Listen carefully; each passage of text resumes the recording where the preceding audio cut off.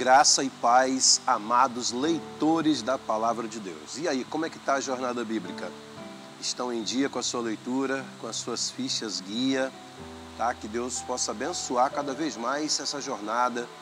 Eu tenho certeza que você está sendo muito edificado com tudo que você está aprendendo com a Palavra de Deus. Esta é a nossa jornada bíblica IBPP 2024, 250 dias lendo a Bíblia, uma visão panorâmica das Sagradas Escrituras. Hoje já é o nosso 12º vídeo e vamos continuar a história que vimos ontem. Algo imerecido é o tema da reflexão de hoje, proposta pelos editores da abençoada Bíblia de Estudo Facilitado, que a gente tem usado aqui como guia da nossa viagem aqui, como aprofundamento, né, das nossas leituras bíblicas. Gênesis capítulo 28. Acompanha comigo então aí a leitura. Então Isaque chamou Jacó, deu-lhe sua bênção e lhe ordenou: não se case com mulher cananeia.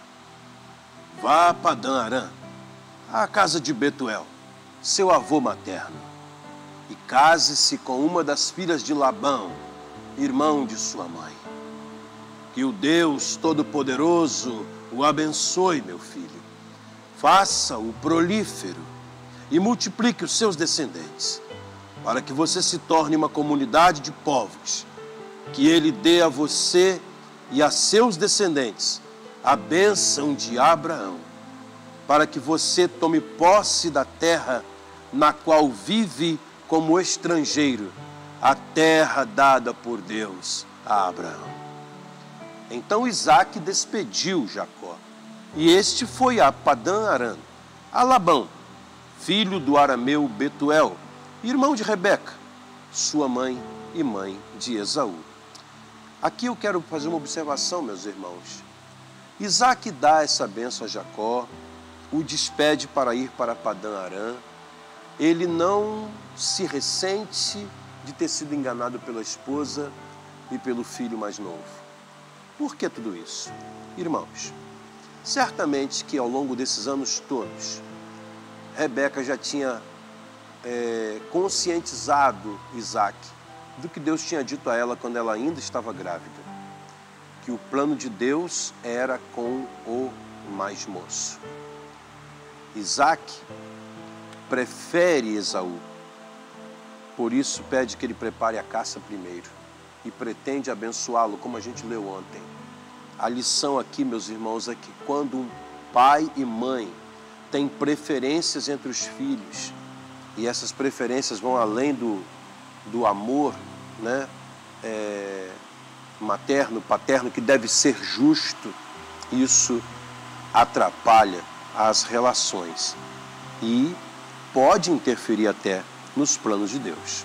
Mas Deus é soberano e Ele sempre garante que seus planos funcionem. Continuemos a leitura, versículo 6. Esaú viu que Isaque havia abençoado a Jacó e o havia mandado a Padã-Arã para escolher ali uma mulher, e que ao abençoá-lo, dera-lhe a ordem de não se casar com mulher cananeia. Também soube que Jacó obedecera a seu pai e a sua mãe e fora para Padã-Arã. Percebendo então Esaú que seu pai Isaque não aprovava as mulheres cananeias, foi à casa de Ismael e tomou a Maalat, irmã de Nebaiote, filha de Ismael, filho de Abraão, além das outras mulheres que já tinha. Irmãos, Esaú está agora com um complexo de inferioridade, agora ele está incomodado, ele quer agradar seu pai, né, e sua mãe, mas ele bota os pés pelas mãos, ele mostra que não tem realmente nenhum traquejo com as coisas relacionadas a Deus, e ele vai atrás de uma esposa entre as filhas de Ismael, que é o meio-irmão de Isaque, que foi rejeitado por Deus também. no que diz respeito à linhagem messiânica, né? Quando as pessoas é afastada de Deus, irmãos, não tem a visão espiritual, vai de mal a pior. Essa é a verdade. O sonho de Jacó em Betel, versículo 10. Jacó partiu de Berseba e foi para Harã. Chegando a determinado lugar, parou para pernoitar, porque o sol já se havia posto. Tomando uma das pedras dali, usou-a como travesseiro e deitou-se. E teve um sonho, no qual viu uma escada apoiada na terra, e o seu topo alcançava os céus. E os anjos de Deus subiam e desciam por ela. Ao lado dele estava o Senhor, que lhe disse: Eu sou o Senhor, o Deus de seu pai Abraão e o Deus de Isaque. Darei a você e a seus descendentes a terra na qual você está deitado agora. Seus descendentes serão como o pó da terra, e se espalharão para o oeste e para o leste, para o norte e para o sul. Aqui, meus irmãos, há uma correspondência com o que nós comentamos brevemente ontem. A Abraão é prometido que sua descendência será como as estrelas do céu, porque Abraão é pai de todos os que creem, e estes, por crerem em Jesus, habitarão a Jerusalém celestial. Mas a Jacó, que é o pai da nação de Israel, tanto é que ele vai mudar o nome depois para Israel, né? É prometido que seus descendentes serão como o pó da terra, porque os justos apenas habitarão a terra, a nova terra, e não a Jerusalém celestial. Isso é escatologia, tá, irmãos? A gente não tem muito tempo aqui para entrar nas minúcias disso. Todos os povos da terra, continuou o Senhor dizendo a Jacó, serão abençoados por meio de você e da sua descendência. Estou com você e cuidarei de você aonde quer que vá. E eu o trarei de volta a esta terra. Não o deixarei enquanto não fizer o que lhe prometi. Stafford e Yancey dão um destaque para o versículo 12 e comentam o seguinte: uma escada para o céu. Jacó descobriu a graça de Deus enquanto viajava sozinho pelo deserto. Através de intrigas mesquinhas, ele obtivera o direito familiar de irmão mais velho e, ironicamente, teve de fugir da família. Contudo, Deus lhe aparece, cheio de promessas, e não das censuras que ele merecia. Jacó não havia procurado por Deus, mas Deus o procurou. É a soberania divina, meus irmãos. Graça soberana. Nenhum de nós, por exemplo, é salvo dos seus pecados porque merece, ou porque buscou, porque foi atrás. Deus nos buscou ao enviar seu filho Jesus aqui. A visão de Jacó, uma escada para o céu, antecipava Jesus, já que ele próprio é a ponte entre o céu e a terra, como nos diz lá em João 1:51. Continuando o texto, versículo 16. Quando Jacó acordou do sono, disse: sem dúvida, o Senhor está neste lugar, mas eu não sabia. Teve medo e disse: temível é este lugar. Não é outro senão a casa de Deus. Esta é a porta dos céus. Na manhã seguinte, Jacó pegou a pedra que tinha usado como travesseiro, colocou-a em pé como coluna e derramou óleo sobre o seu topo. E deu o nome de Betel, aquele lugar que em hebraico significa casa de Deus, embora a cidade anteriormente se chamasse Luz. Então Jacó fez um voto dizendo: se Deus estiver comigo, cuidar de mim nesta viagem que estou fazendo, prover-me de comida e roupa e levar-me de volta em segurança à casa de meu pai, então o Senhor será o meu Deus. E esta pedra que hoje coloquei como coluna servirá de santuário de Deus. E de tudo o que me deres, certamente te darei o dízimo. Irmãos, interessante essa questão do dízimo aqui, né? Há tantos que são contrários ao dízimo hoje, né? Não existe ainda a lei de Moisés, mas o dízimo já tinha sido dado por Abraão quando compareceu perante o sacerdote e rei Melquisedeque.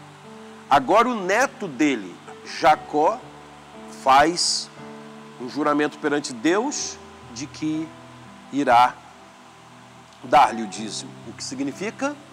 O ensinamento foi passado de geração em geração e sem imposição legal, por uma atitude voluntária do coração.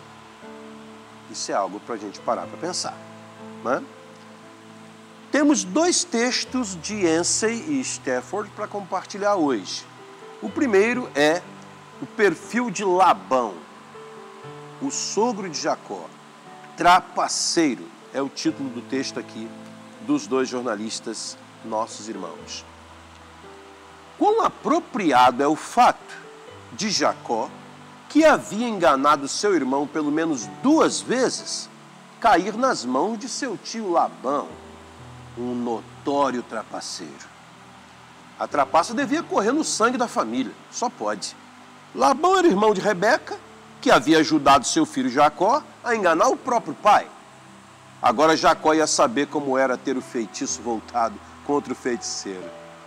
Labão venceu a primeira partida ao empurrar Lia, sua filha mais velha, em cima de Jacó, que tinha acabado de passar 7 anos trabalhando para conquistar a bela Raquel. A história está no capítulo 29, 14 a 20. No decorrer de todo o restante de sua relação de trabalho, Jacó e Labão, genro e sogro, competem para ver quem era o mais esperto. Várias vezes Jacó acusa Labão de mudar seu salário. Ao mesmo tempo, enquanto cuida dos rebanhos de Labão, Jacó planeja tomar para si os maiores e melhores animais do sogro. Fixados em suas artimanhas, nenhum dos dois se dá conta do óbvio. Cada novo golpe danifica os relacionamentos. Por exemplo, a trapaça possibilitou que Lia partilhasse do marido de Raquel. Contudo, o que ela realmente ganhou com isso? Pelo resto da vida, as duas infelizes irmãs brigaram pelo favor do marido. Os rebanhos de Jacó cresceram devido à sua trapaça, mas no processo, os filhos de Labão se tornaram hostis. Labão contava com a mão de obra barata de Jacó, mas este se ressentiu tanto que certo dia, uns 20 anos depois de ter chegado lá, partiu sem avisar, levando as filhas de Labão consigo. Labão nunca aprendeu que, apesar da trapaça possibilitar aquilo que se deseja, em geral ela implica um custo pesado. Questão de vida para pensarmos. Qual é a melhor maneira de reagir quando alguém tenta nos enganar? É algo que a gente tem que parar para pensar, né, meus irmãos? Porque é necessário realmente muita sabedoria vinda do céu quando somos vítima de enganos, né?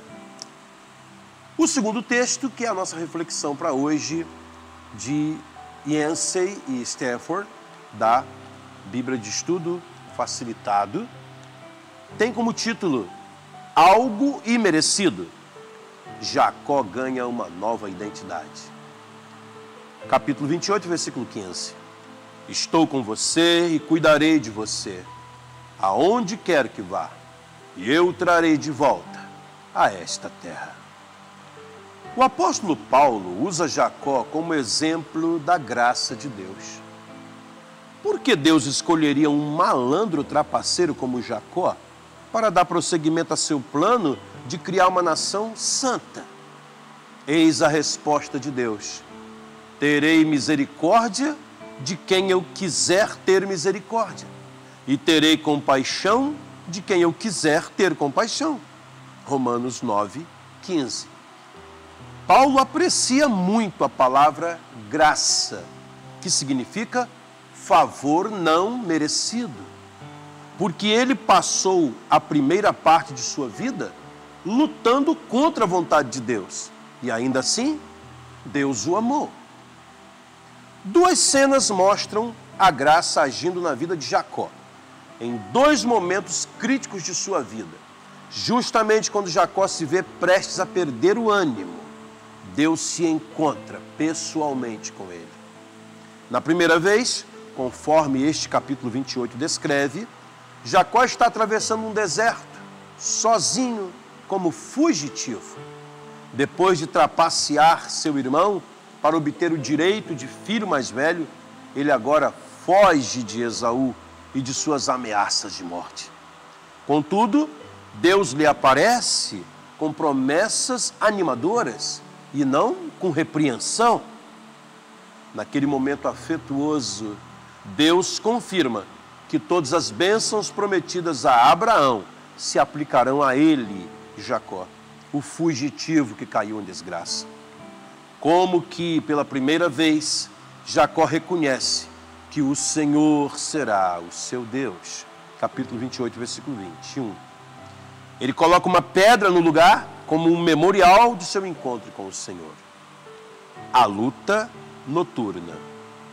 O encontro seguinte, registrado no capítulo 32, ocorre décadas mais tarde, na noite anterior à tentativa de Jacó de reconciliar-se com seu irmão Esaú. Nos anos intermediários, Jacó prosperou e aprendeu duras lições, mas a ansiedade em relação ao reencontro com o irmão o fez tremer de medo. Ele suplica a Deus que mantenha suas promessas e recebe em resposta um encontro sobrenatural dos mais estranhos registrados na Bíblia. Jacó, aquele que agarra, enfrenta um oponente de valor. Ele se vê lutando contra o próprio Deus. Mais uma teofania, né, irmãos, do Deus Filho, Jesus, como já vimos na leitura de anteontem. Depois daquela noite estranha, Jacó sempre andará mancando, um lembrete permanente da luta. No meio do encontro, Jacó recebe um novo nome, Israel, que significa ele luta com Deus. Nome que põe sobre ele o selo definitivo da graça divina. Jacó, o trapaceiro, se torna o homônimo do povo escolhido de Deus, os israelitas. Questões de vida para pensarmos. Nem todo mundo tem encontros tão dramáticos com Deus. Alguma vez, porém, Deus se encontrou com você num momento de necessidade? Conta aí, você pode inclusive colocar nos comentários aí do nosso vídeo no YouTube. Aproveita também para se inscrever, tá? No canal da igreja. Isso aí vai reforçar mais ainda esse conteúdo para que ele possa chegar aí para mais pessoas, tá? Que o mundo inteiro, meus irmãos, leia a Bíblia com a gente. Amém? Que tal isso? Vamos orar então ao Senhor? Ó Deus, Deus de Abraão, Deus de Isaac, Deus de Jacó, Deus de todo aquele que em Ti crê. Nós, nesta oportunidade, Senhor, queremos abrir nosso coração perante Ti. Quão falhos nós somos, meu Deus. Quantas características que temos que são constrangedoras, que são vergonhosas até. Mas a Tua graça é maior que a vida. A Tua graça não olha para nossos desmerecimentos, mas simplesmente nos ama e tem compaixão de nós. Ó Senhor, alcança-nos sempre com a Tua graça e faz-nos perseverar firmes na caminhada com o Senhor. Preserva-nos enquanto de nossa parte perseveramos, porque até o perseverar dependemos de Tua graça para fazer. Assim como foi na vida de Jacó, seja na nossa também, Senhor. Transforma tudo aquilo que há de ruim em nós, tudo aquilo que há, ó Deus, de inconsistente, não condizente com o teu plano, com o teu propósito, e transforma-nos para sermos conforme a tua vontade. Nem que para isso a gente tenha que mancar o resto da vida, carregar marcas do encontro com o Senhor. Ó Senhor, venha sempre ao nosso encontro, venha sempre. Queremos sempre estar contigo, Senhor. Queremos sempre ouvir tua voz, queremos ter sempre a segurança de que estamos andando de acordo com a tua vontade. Seja bendito o teu nome, meu Deus, para todo sempre, em nome de Jesus. Amém, ó Deus. Amém. Glória a Deus. Deus abençoe, meus amados.